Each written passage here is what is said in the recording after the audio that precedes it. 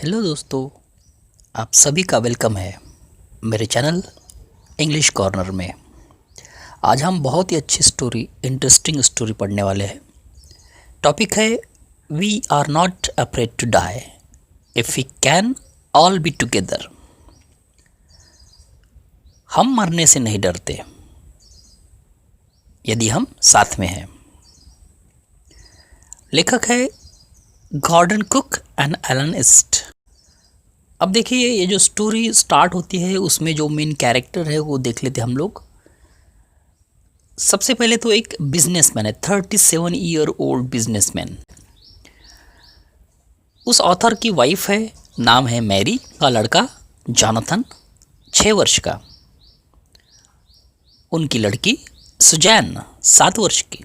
Husband wife दोनों का एक सपना है, और वो सपना है दुनिया का चक्कर लगाना, वो भी समुद्री यात्रा करके। और ये कहानी शुरू होती है जुलाई 1976 में, जुलाई 1976 से, जब वे अपनी समुद्री यात्रा इंग्लैंड के प्लेमाउथ से शुरू करते हैं। तो वह अनुसरण करना चाहते हैं या फिर कॉपी करना चाहते हैं उस वॉयेज की, उस यात्रा की, जो कि 200 वर्ष पूर्व कैप्टन जेम्स कुक के द्वारा कंप्लीट की गई थी। अब इस बात के लिए दोनों ने, हस्बैंड वाइफ दोनों ने 16 वर्ष, अपने पिछले पास्ट के 16 वर्ष, जितना भी समय लेजर टाइम उनको मिला, वो उन्होंने इस समुद्री यात्रा की तैयारी के लिए स्पेंड किए, व्यतीत किए। उन्होंने, यहाँ पे एक वर्ड है हॉनिंग अवर सेफरिंग स्किल्स। Honing means improvement. उन्होंने अपने सेफरिंग स्किल्स को, समुद्री यात्रा की दक्षता को बढ़ाने के लिए, सुधारने के लिए, इम्प्रूव करने के लिए व्यतीत किए ब्रिटिश वाटर्स में।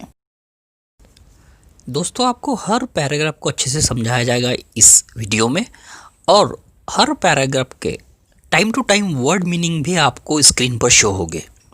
अब देखिए नेक्स्ट पैराग्राफ। अब उन्होंने जो बोट बनाई थी उसका नाम उन्होंने वेव वॉकर रखा था, और ये जो बोट थी ये 23 मीटर लंबी और 30 टन वजनी थी, और यह उसका जो निचला हिस्सा था वो वुडन था, लकड़ी के तख्तों से बना हुआ था। टोटल प्रोफेशनल बिल्ट बोट थी ये, और उन्होंने इसके अच्छे से फिटिंग के लिए कई महीनों लगाए। इसकी टेस्टिंग की उन्होंने कई महीने, रफेस्ट वेदर में।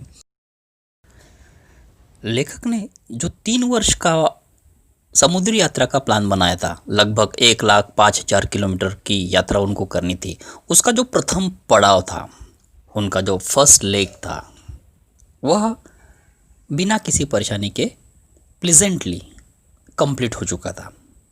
वे अफ्रीका के पश्चिमी तट में कैपटाउन तक यात्रा कर चुके थे।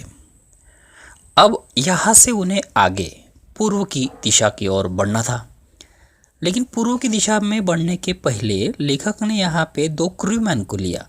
देखिए, क्रूमैन मीन्स वे लोग होते हैं जो समुद्री यात्रा में परफेक्ट होते हैं, और किसी भी वर्स्ट या रफेस्ट कंडीशन को टैकल करने में वो एक्सपर्ट होते हैं। उन क्रूमैन को लिया। उनका नाम था, फर्स्ट जो था वो अमेरिकी था, जिसका नाम लैरी विजिल था, और सेकंड था स्विट्जरलैंड का हर्ब सिजलर। अब जब वे समुद्री यात्रा को आगे बढ़ाने लगे अपनी, और केपटाउन से बाहर निकले, तो दूसरे दिन उनका सामना हुआ शक्तिशाली आंधियों से, तूफान से। और यह मौसम कई हफ्ते तक, ऐसे ही कुछ हफ्तों तक चलते रहा। लेकिन इस लेखक यहाँ पे इस बड़े बड़े तूफान से, आंधियों से परेशान नहीं था।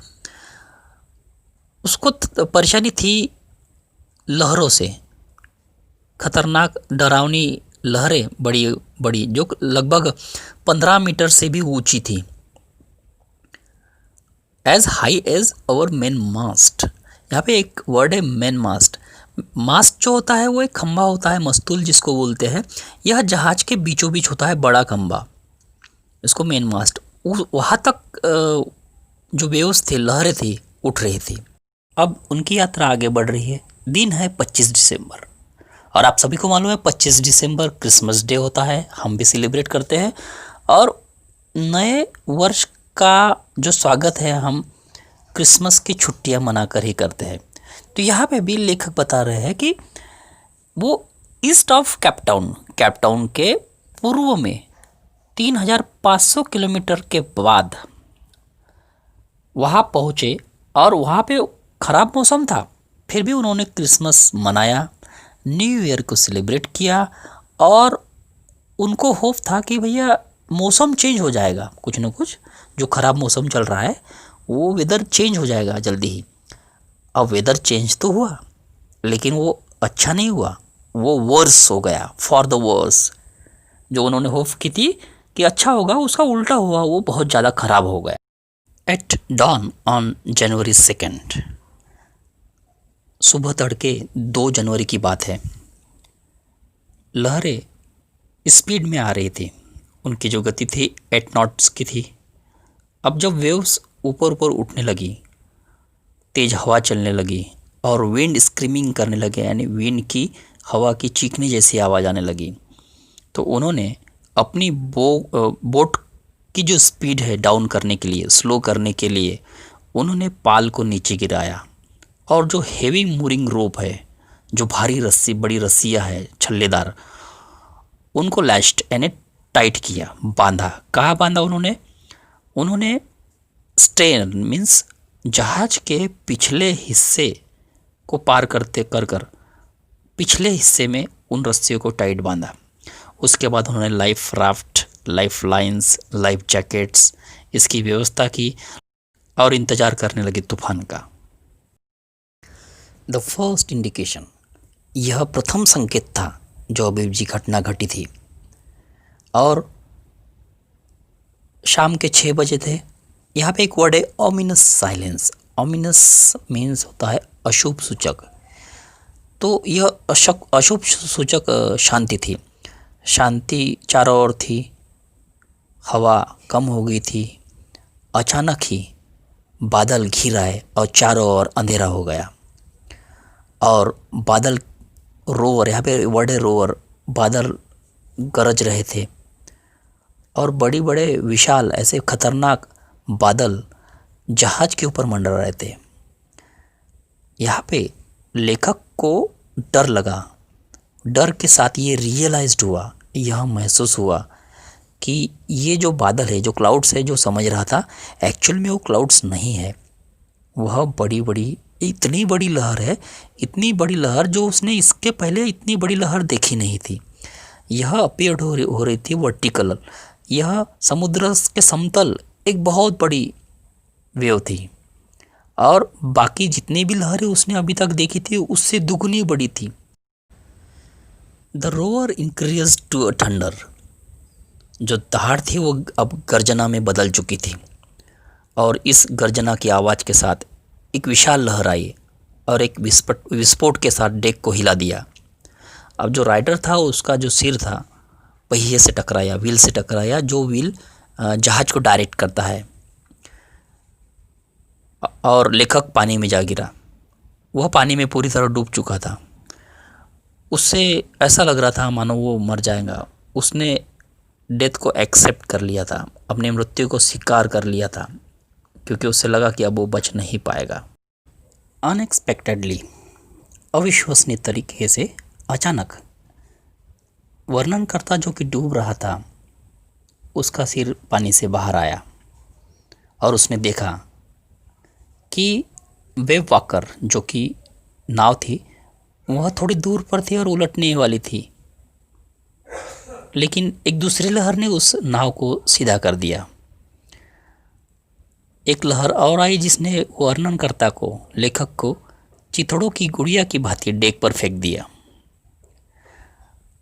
इस धक्के के कारण उसकी जो रिब्स थी, लेफ्ट रिब्स क्रैक हो गई, उसकी जो पसलियाँ थी टूट गई, और mouth filled with the blood, उसका मुंह खून से भर गया, उसके दांत टूट गए।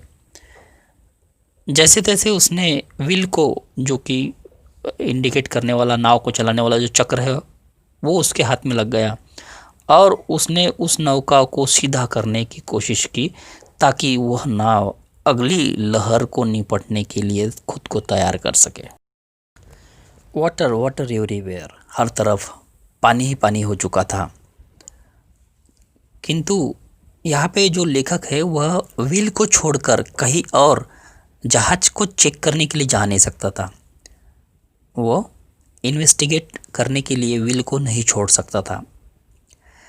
अब अचानक क्या हुआ, उसकी पत्नी मैरी, उसने डेक का द्वार खोला और वो आई और चिल्लाते हुए, चीखते हुए बोली कि वे डूब रहे हैं। क्योंकि वो ऐसा इसलिए कहा क्योंकि डेक टूट गया था, पूरी तरह से क्षतिग्रस्त हो गया था। Take the wheel, I shouted as I scrambled for the hatch. लेखक ने अपनी पत्नी से बोला कि यह व्हील संभालो। ऐसा बोलते हुए उस हैच की ओर चला, उस दरवाजे की ओर रेंगते हुए। उसने लैरी और हर्ब, जो कि पागलों की तरह पंपिंग कर रहे थे, पानी निकाल रहे थे जहाज में से, क्योंकि जहाज में पूरा पानी भर चुका था। ब्रोकन टिम्बर्स लटक रहे थे और पूरा जो स्टारबोर्ड साइड था, जो बाया हिस्सा था, वो पूरा अंदर की ओर धंस चुका था। क्लॉथ्स, क्रॉकरी, चार्ट और टीन और खिलौने, ये सब पानी में तैर रहे थे, फ्लोट हो रहे थे। लेखक रेंगते हुए बच्चों के कैबिन में गया और पूछा कि क्या सब ठीक है। बच्चों ने रिप्लाई किया, हाँ सब ठीक है। लेकिन सू ने यह भी कहा कि my head hurts a bit, मेरे सिर को चोट लगी है। और उसका जो सिर है वहाँ पे जहाँ पर चोट थी, बिग बम्प हो गया था, सूज गया था वहाँ का हिस्सा।